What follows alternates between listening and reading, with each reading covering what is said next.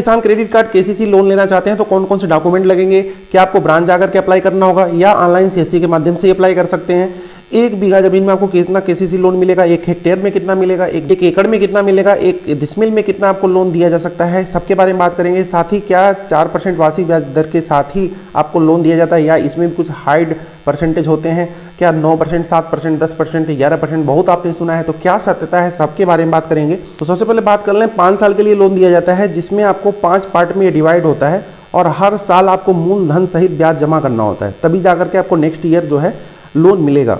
ठीक है, हर साल ये 10% जो है लोन का अमाउंट जो है बढ़ता रहता है। अगर आप 3 साल तक लगातार पैसे नहीं जमा करते हैं तो ऐसा खाता आपका एनपीए हो जाता है और आपको डिफॉल्टर घोषित कर दिया जाता है और रिकवरी एजेंट, बैंक के कर्मचारी या आपके घर पुलिस भेज करके, क्योंकि आरसी जारी कर दिया जाता है और आपको पैसे जो है जमा करने पड़ते हैं, जेल भी जाना पड़ सकता है। तो अगर आप 3 साल तक पैसे नहीं जमा करते हैं तो ये इशू आएगा।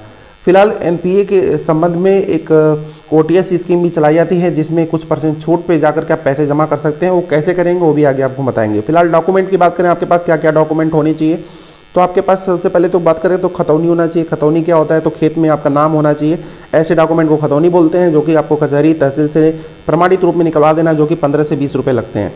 उसके बाद आपको खसरा निकलवाना है। खसरा क्या होते हैं, एक ऐसे डॉक्यूमेंट होती हैं जो कि लेखपाल के पास होता है और इसमें आपके जो ग्रामीण होते हैं, जो उनको हल्का डिवाइड होता है या जो उनको ग्रामीण क्षेत्र डिवाइड होता है, दिया जाता है लेखपाल को, उनके ग्रामीण जो होते हैं उस क्षेत्र में क्या क्या बोते हैं अपने खेत में, वो चीज़ खसरा में लिखना होता है और उसी के अकॉर्डिंग आपको जाकर के लोन दिया जाता है। बात करें हिस्सा प्रमाण पत्र की, तो ये क्या होता है, खतौनी में जैसे मान लीजिए एक अकाउंट में 4-5 लोग हैं, तो उसमें आपका नाम क्या है, कौन सा है और उसमें आपके नाम से कितनी खेती है, लेखपाल को अच्छे से पता होती है, वो आपके खतौनी पे लिख देते हैं आपका इतना हिस्सा इसमें हो रहा है।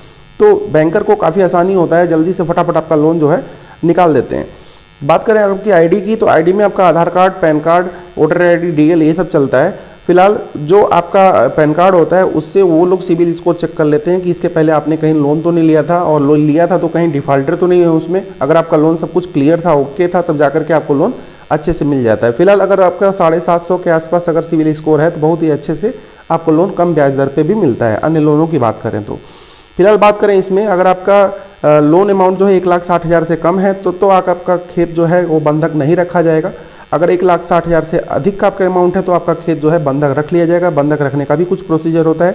उसमें आपका सबसे पहले तो 12 साल निकलवाया जाता है, जो कि जिस बैंक से आप लोन ले रहे हैं उसके एक वकील होते हैं, वो वकील जो होते हैं कचहरी से जाकर के आपको 12 वर्षों में आपके ज़मीन पे कहीं कोई दिक्कत तो नहीं है, लोन दिया जा सकता है कि नहीं, इस पर वो सब चेक करवाते हैं, तब जाकर के आपको लोन दिया जाता है।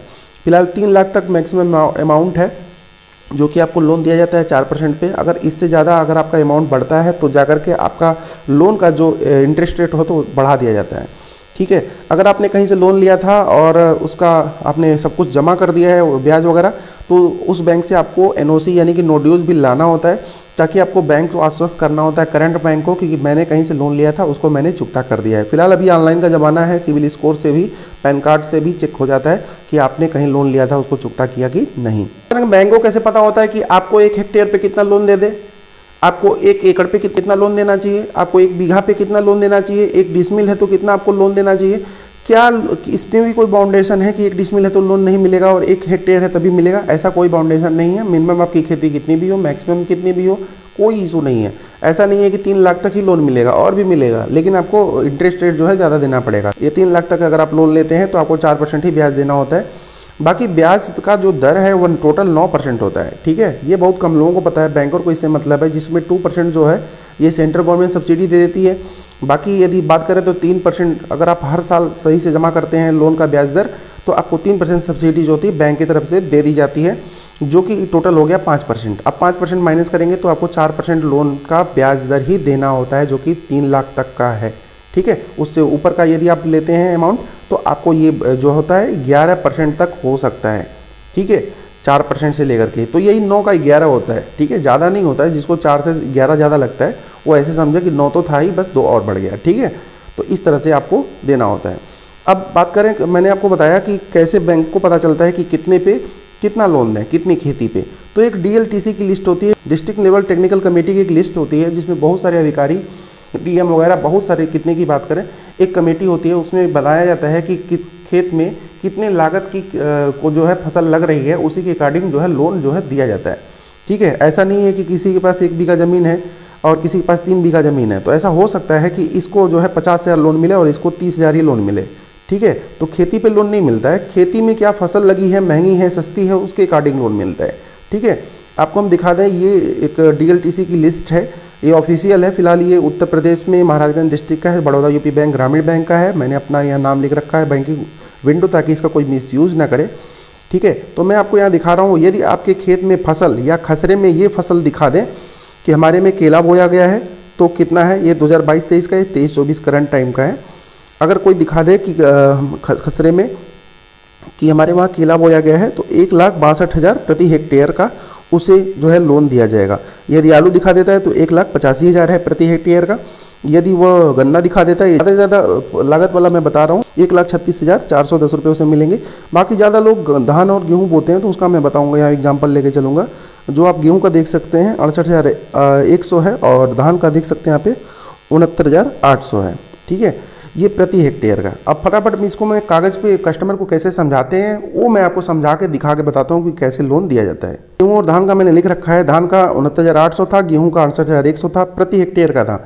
तो करते क्या है, हेक्टेयर से कैसे एकड़, एकड़ से कैसे बीघा, बीघे से कैसे डिसमिल निकालते हैं, वो भी फटाफट हम आपको दिखा देते हैं। यहाँ देख सकते हैं, आपका जो खतौनी होता है हमेशा हेक्टेयर में होता है, तो जितना भी हेक्टेयर लिखा होगा 2.47 से भाग लगाइएगा, एकड़ आ जाएगा। हेक्टेयर में 2.47 एकड़ होता है। एकड़ में कितना बीघा होता है, तो ये तो वेरी करता है, लेकिन हेक्टेयर से एकड़ लगभग हर जगह सेम होता है। और एकड़ से जब आप बीघा निकालते हैं तो बीघा हर जगह कहीं कम कहीं ज़्यादा का होता है। तो मोटी मोटा माना जाता है कि 1 एकड़ में लगभग 1.5 बीघा होता है। ठीक है, तो ये बीघा निकल गया। अब बीघा से डिसमिल निकालना है, तो लगभग ज़्यादा डिस्ट्रिक्ट में 58 से 60 डिसमिल का 1 बीघा होता है। तो जो बीघे का पैसा आएगा उसमें अगर आप 60 से भाग लगा देंगे तो आपका डिसमिल निकल जाएगा। ठीक है, आगे मैं आपको समझाऊंगा। धान का 69,800 था और गेहूं का 68,100 था।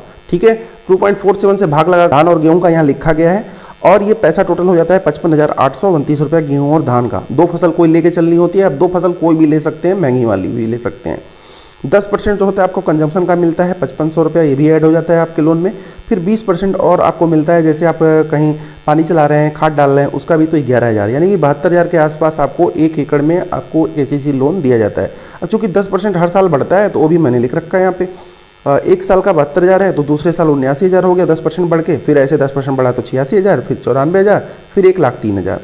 ठीक है, तो ये 72,000 के अकॉर्डिंग हम आपको निकाल के बता रहे हैं। अगर 1 एकड़ में 72,000 है, ठीक है, अगर आपके पास 1 एकड़ खेती नहीं है, 1 बीघा ही है, तो 1.6 से भाग लगाएंगे तो ये 45,000 हो जाएगा।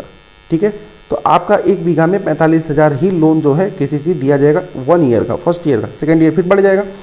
यदि आपके पास 1 बीघा भी ज़मीन नहीं है, डिसमिल में है, तो 45,000 रुपया जो था 1 बीघे में हो रहा था, तो इसे आप 60 डिसमिल से भाग लगा देंगे, मतलब 60 डिसमिल का 1 बीघा लेके चलिए मोटे मोटा। अगर आप थोड़ा बहुत भी कम होता है तो 600-700-800 का डिफरेंस आएगा। अगर आप इसे डिवाइड करते हैं तो ये हो जाएगा 750 रुपये प्रति डिसमिल। तो आपके पास अब कितना डिसमिल ज़मीन है? अगर आपके पास 5 डिसमिल ज़मीन है, आपको 3750 रुपया पर ईयर का आपको KCC लोन दिया जाएगा। अगर आपके पास 10 डिसमिल ज़मीन है तो फिर इसमें 10 का गुणा कर लेंगे, तो 7500 के आसपास आपको 1 साल का गेहूं और धान का आपको फर्स्ट ईयर का KCC लोन दिया जाएगा। तो देखा आपने कैसे बैंकर निकालते हैं KCC लोन, आपको कितना दिया जाए, आप भी आसानी से समझ पाए हैं। यदि आप लोन को 3 साल के अंदर चुकता नहीं करते हैं, फिर क्या होता है? फिर एक जो होती है OTS स्कीम होती है, वन टाइम सेटलमेंट स्कीम होती है। इसमें क्या होता है, बैंक की तरफ से बैंक RBI को बताती है कि हमारा लोन जो है NPA हो गया, हमने जो बांटा था कस्टमर दे नहीं रहा है, 3 साल से अधिक हो गया, और अभी भी उसके वहाँ भेज रहे हैं, बैंकर जा रहे हैं और प्राइवेट एजेंसी के जो रिकवरी एजेंट है वो जा रहे हैं, अब उनको एक लोक अदालत में बुलाया जा रहा है, वहाँ नहीं आ रहे हैं, तो फिर क्या कर सकते हैं? तो लोक अदालत में उन्हें कचहरी लगती है, कचहरी में उन्हें बुलाया जाता है और बोला जाता है कि आप क्या करिए, 50% ही पैसे दे दीजिए, बाकी जो ब्याज है उसे आप मत दीजिए। यानी कि आपने 1 लाख अगर लिया था लोन, ठीक है, तो आपको 50,000 रुपये ही देने हैं, बाकी जो पैसे बच जा रहे हैं ब्याज सहित, उसे आपको नहीं देने हैं, आप आकर के कंफर्म कर दीजिए। ठीक है, लोन को ख़त्म करिए। बैंक कहती है काम तो पकड़ ही लिया, आपको लोन तो नहीं देना है दोबारा, लेकिन आप इसको कैसे करके ख़त्म करिए, जो आए वही भला। लेकिन कहीं कहीं ये 70% तक होता है, मतलब आपको 70,000 तक छूट मिल जाती है, आपको 30,000 ही केवल जमा करने होते हैं, आपका लोन ऐसे ख़त्म हो जाता है। तो बहुत सारे लोग ऐसे करते हैं, तो ऐसा नहीं करना चाहिए, क्योंकि भविष्य में आपको लोन नहीं मिले। तो लगभग आप ज़्यादा चीज़ समझ गए होंगे। फिलहाल आपको ब्रांच जाकर के अप्लाई करना चाहिए। आप चाहें तो ऑनलाइन CSC के माध्यम से भी अप्लाई कर सकते हैं। कि कुछ और पूछना हो तो आप लोग कमेंट बॉक्स में लिखिएगा। अभी के लिए बस इतना ही, धन्यवाद।